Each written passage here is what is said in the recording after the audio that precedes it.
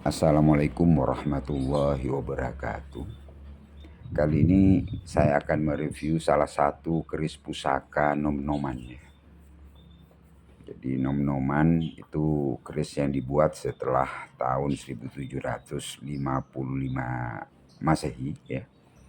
Setelah Mataram pecah menjadi Kesunanan Solo atau Surakarta dan Kesultanan Jogja. Sambil pemirsa mengamati detail pusaka berdapur sangklat ini yang memiliki pamor largangsir, saya sedikit akan menguraikan rahasia keris pusaka ini. Jadi di Sumeneb pada saat itu dipimpin seorang adipati yang memiliki gelar Penembahan Notokusumo III atau nama kecilnya adalah Raden Muhammad Saleh ya. Beliau memerintah dari tahun 1854 Masehi sampai meninggal 1879 Masehi, menggantikan ayahandanya yaitu Sultan Abdurrahman. Ibunda beliau merupakan putri dari seorang adipati di Semarang yaitu Surohadi-Menggolo kelima. Sehingga Penembahan Notokusumo III tentunya rutin mengunjungi kota Semarang, yaitu mengunjungi kakek dan leluhurnya. Kemudian kita tahu pada zaman tersebut, pada saat Indonesia di bawah penjajahan Belanda, maka adipati di daerah Jawa Timur juga termasuk Sumeneb setiap minimal 6 bulan sekali rutin ke Semarang. Sehingga hubungan kekerabatan di antara beliau-beliau tetap terjaga. Kita tahu bahwa Semarang itu adalah partner paling dekat dengan Surakarta. Nah, keris pusaka ini didapat beliau pada saat beliau mengunjungi Semarang. Pada saat tersebut, Kesunanan Surakarta di bawah pimpinan Pakubuwono ke-9. Yang kalau kita lihat di literatur, beliau memerintah dari sekitar tahun 1861 Masehi sampai beliau meninggal 1893 Masehi. Jadi antara Penembahan Notokusumo III atau Raden Muhammad Saleh sebagai seorang adipati di Sumeneb dengan Kesunanan Solo itu semasa. Walaupun memang lebih tua dari sisi usia sedikit, yaitu lebih tua Penembahan Notokusumo III. Nah, keris pusaka sangklat ini beliau dapatkan pada saat mengunjungi Semarang, pada saat bertemu dengan Pakubuwono ke-9. Tentunya di antara kedua pemimpin ini, dari hubungan kekerabatan, kalau kita tarik silsilahnya ke atas, itu memang terkait satu kekerabatan. Sehingga di antara pimpinan yang memerintah dua daerah ini saling tukar menukar pusaka kebanggaan khas mereka. Jadi Penembahan Notokusumo III atau Raden Muhammad Saleh mendapatkan pusaka, salah satunya adalah berdapur sangklat ini, yang kalau kita lihat dari sisi bangunnya memang menunjukkan ciri khas Pakubuwono. Pemirsa bisa mengamati pada detail pusaka ini yang saya perbesar sampai 3 kali dari kondisi semula. Tempat lipatnya sangat matang Kemudian degradasi pamor yang tercipta, pamor largangsirnya sangat halus. Pemirsa bisa melihat degradasinya. Jadi tataannya sangat rapi, terus bentuk looknya luas dan rengkol look 13. Untuk melihat bahwa keris pusaka ini merupakan ciri khas Pakubuwono. Tentunya pemirsa bisa melihat terutama pada detail sorsorannya, ya, baik dari sekar kacangnya, ya, kemudian bentuk wadidang, ya, bagian belakang itu, ya, di buntut urang bisa pemirsa lihat bentuknya ngipas, ya, lengkungannya. Kemudian bentuk bilahnya, odo-odonya sangat tegas.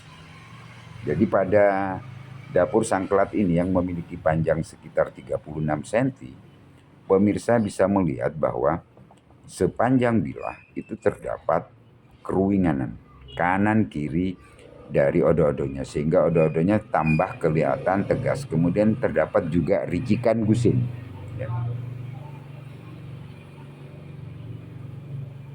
Pamornya juga pandes, ya. Nah, keris sangklat ini pada sekar kacang juga terdapat jenggot. Jadi ricikannya sekar kacang berjenggot, jalen satu, ya, lambe gajah satu, ada tikel alis, ada pijetan, ada sogokan rangkap, ini ricikan pada bagian sorsoran. Kemudian ada serawian, ada greneng, bentuk bilahnya nungka sudah. Kemudian pijitan nyambung ke atas keruingan depan, di belakang serawian nyambung dengan keruingan sampai ke pucuk bilah, sehingga odo-odonya tambah kelihatan mumbul. Ya, timbulnya bilah bisa pemirsa lihat pada saat saya shoot miring seperti ini. Tataan pamornya juga sangat rapi, degradasinya kelihatan jelas, sehingga pada sepanjang bilah kalau pemirsa lihat, walaupun melalui proses tempa lipat miring, ya, largangsir, namun pada beberapa bagian terdapat pamor tiban yang tercipta, ya, karena proses tempaan yang tidak direkayasa oleh sang empu. Ini semuanya tentunya empu yang menciptakan pusaka-pusaka berkelas seperti ini adalah merupakan empu keraton. Dan juga wajar jika keris pusaka ini relatif utuh.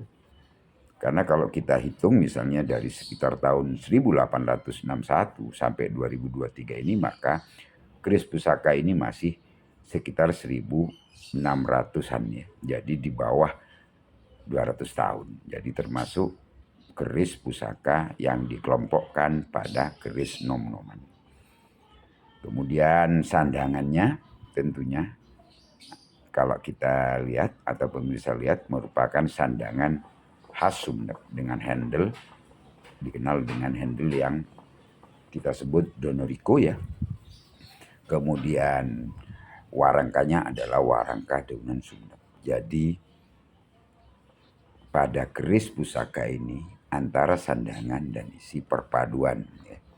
Perpaduan begitu eratnya untuk menunjukkan kepada generasi berikutnya, termasuk saya sebagai salah satu turunan Penembahan Notokusumo III, maka mengingatkan bahwa kita harus tetap erat bersatu, ya. Jadi keris pusaka ini menunjukkan perpaduan dari dua daerah, Surakarta dan Sumeneb. Ini saya tunjukkan secara lebih kecil zoomnya, sekitar dua kali semula. Kemudian saya angkat pusaka ini, saya berdirikan. Pemirsa bisa melihat detailnya, bilahnya, ya, sepanjang bilah sampai kepada gonjonya. Bahwa pusaka ini diciptakan dengan sangat teliti, sangat rapi, ya. Nah, pada wadidang pemirsa bisa melihat bentuknya, kemudian bilahnya nungka, kemudian bentuk sekar kacangnya yang berjenggot, jalannya, kemudian lambe gajahnya yang tunggal, bentuk sirah cecaknya juga bisa pemirsa lihat, sogongannya tajam, rapi, kemudian pada kedua sisi terdapat keruingan sepanjang bilah dan juga gusit. Jadi merupakan salah satu keris pusaka yang perlu kita lestarikan.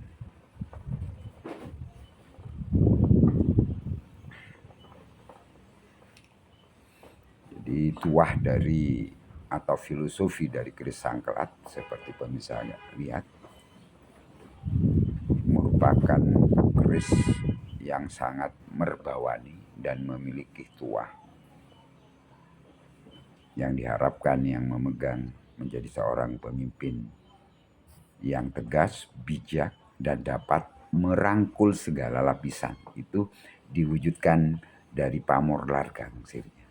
Jadi segala lapisan harus bisa dirangkul, ya, sehingga bisa maju bersama dan dapat menciptakan suasana yang sejahtera dan aman.